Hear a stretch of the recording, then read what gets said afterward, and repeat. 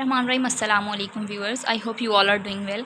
Today in this lecture we are going to discuss one of the most important poem of Walt Whitman, O Captain My Captain. हम line by line expression नहीं देखेंगे बल्कि हम overall summary को cover करेंगे और बहुत ही important points जो हैं वो मैं आप लोग के लिए ले आई हूँ। ठीक है, अगर आपको टेक्स्ट चाहिए तो वो भी डिस्क्रिप्शन में मैं पुट कर दूँगी, आप लोग ने वहाँ से ले लेना है। और लाइन बाय लाइन समरी जो है वो मैंने बिल्कुल कंसाइज़ करके ईजी फॉर्म में समराइज़ कर दी है आप लोगों के लिए, तो वीडियो को लाजमी आप लोगों ने एंड तक देखना है। ठीक है, ये बेसिकली पोएम जो है वॉल्ट व्हिटमैन की बहुत ही इंपॉर्टेंट पोएम है और वन ऑफ द मोस्ट जो है इनका मास्टरपीस भी समझा जा सकता है। ठीक है, वॉल्ट व्हिटमैन में इस पोएम के अंदर एक एलिजी के तौर पर इस पोएम को लिखते हैं, किसके लिए? अब्राहम लिंकन्स की। अब्राहम लिंकन्स कौन थे? वो 16 प्रेसिडेंट ऑफ अमेरिका थे जिनका मर्डर हो गया था। ठीक है, एक एक्टर ने उनका मर्डर कर दिया था। तो हम वीडियो को देख लेते हैं, स्टार्ट करते हैं ताकि आपको साथ साथ चीज़ों की समझ आ जाए। 1865 में जब सिविल वॉर हुई थी ना, अमेरिकन सिविल वॉर, ठीक है, वो बहुत ही स्ट्रगलिंग थी, बहुत ही सेक्रीफाइसेस हुई थी, उसमें बहुत ही डिफ़िकल्टीज़ आई थी अमेरिका को, जो उस सिविल वॉर के अंदर आई थी। जब वो सिविल वॉर एंड हुई थी 1865 में, उसी टाइम अब्राहम लिंकन्स का मर्डर हो गया था। किसने किया था और कैसे हुआ था ये मैं आपको बताती हूँ। हुआ ऐसा था कि अब्राहम लिंकन जो है वो एक शूट मतलब कि एक मूवी देखने गए थे, एक प्ले देखने गए थे थिएटर में, अवर अमेरिकन कज़न। तो ये जैसे ही ये मूवी ख़त्म हुई है तो उसके बाद जब वो बाहर निकलते हैं तो उन पर शूट अटैक होता है। ठीक है, उनको बैक साइड से उन पर शूट किया जाता है फायर का। किसके थ्रू? यहाँ पर्सन का नाम मैंने मेंशन किया है, बूथ, इसके थ्रू, जॉन विल्कर्स बूथ। ये बड़ा इंपॉर्टेंट नाम है, आपने इसको नोट कर लेना है। ठीक है, जॉन विल्कर्स बूथ ने उन पर उनकी बैक साइड से शूट से अटैक किया था और उनका मर्डर कर दिया था। ये एक एक्टर था बूथ, ठीक है, इसने उनके बॉक्स के अंदर जाके वहाँ पर उनको शूट कर दिया था। तो यहाँ पर एक तरफ तो सेलिब्रेशन इस बात की हो रही थी क्योंकि अमेरिकन सिविल वॉर जो है वो एंड हो गई थी, लोग जो हैं वो सरवाइव कर के थक चुके थे, इतनी सेक्रीफाइसेस हो गए थे, इतना ब्लड शेड हो गया था कि लोग थक चुके थे और बहुत खुश हो गए थे कि अब ये सारी चीज़ें नॉर्मल हो गई हैं, सब चीज़ें ख़त्म हो गई। ऑन दी अदर हैंड उनका जो प्रेसिडेंट लीडर था, उनका जो बड़ा इंपॉर्टेंट पार्ट था, जो जिसने इन सब चीज़ों को लीड कर रहा था, उसका ही मर्डर हो गया। तो ये बहुत ज़्यादा एक दुख की बात बन गई थी और साथ ही साथ उनका वो सेलिब्रेशन भी चल रही थी।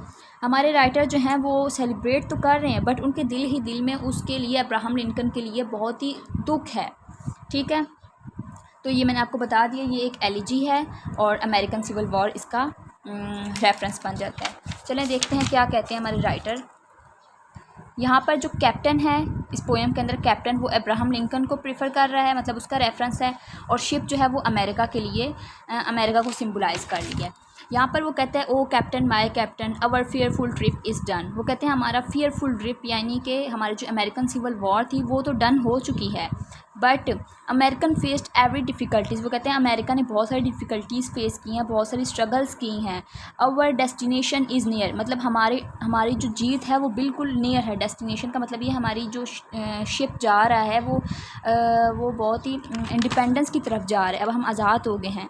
द बेल हेयर एंथम, मतलब कि लोग खुशी के साथ साथ जो एंथम गा रहे हैं, जो नेशनल एंथम है हमारे इंग्लैंड का वो गा रहे हैं, अमेरिका का जो नेशनल एंथम है वो गाया जा रहा है, सेलिब्रेशन की जा रही है। People are celebrating but I am sad, लोग जो हैं वो इस चीज़ को सेलिब्रेट कर रहे हैं because American civil war end हो गई, बट आई एम सैड, लेकिन मैं दुख में हूँ। क्यों दुख में हूँ? O my heart is crying with blood. वो कह रहे हैं कि मेरा दिल खून के आंसू रो रहा है। क्यों रो रहा है? क्योंकि तुम मुझे नज़र कहीं नहीं आ रहे हो। कैप्टन किसको रेफ़र कर रहा है? वो कर रहा है अब्राहम लिंकन को। Wear is my captain lies with cold body. वो कहते हैं कहाँ हो मेरे कैप्टन, मेरे बहादुर, कहाँ हो तुम? लाइज विद कोल्ड बॉडी, अपनी ठंडी बॉडी के साथ, यानी उसको पता है कि उसका मर्डर हो चुका है और वो उसकी बॉडी जो है बिल्कुल कोल्ड हो चुकी होगी। वो कहते हैं कि तुम किधर हो? अपनी कोल्ड बॉडी के साथ। My captain hear the bells, मेरे कैप्टन सुनो उन बेल्स को, उन सेलिब्रेशंस को सुनो कि शायद तुम राइज अप कर सको। ठीक है, for you the flag is flung, तुम्हारे लिए झंडा लहराया जा रहा है, खुशी का झंडा लहराया जा रहा है। बेल्स हेयर मतलब कि तराने गाए जा रहे हैं और घंटियाँ बजाई जा रही हैं। रोज़ फॉर यू, और फूल लाए जा रहे हैं। बेसिकली अगर हम देखें तो यहाँ पर तो एक उसका फ्यूनरल का टाइप सीन क्रिएट हमारे माइंड में हो रहा है ना। देखें जब फ्यूनरल होता है तभी फूल वगैरह लाए जाते हैं और वो सारे रिचुअल्स किए जाते हैं।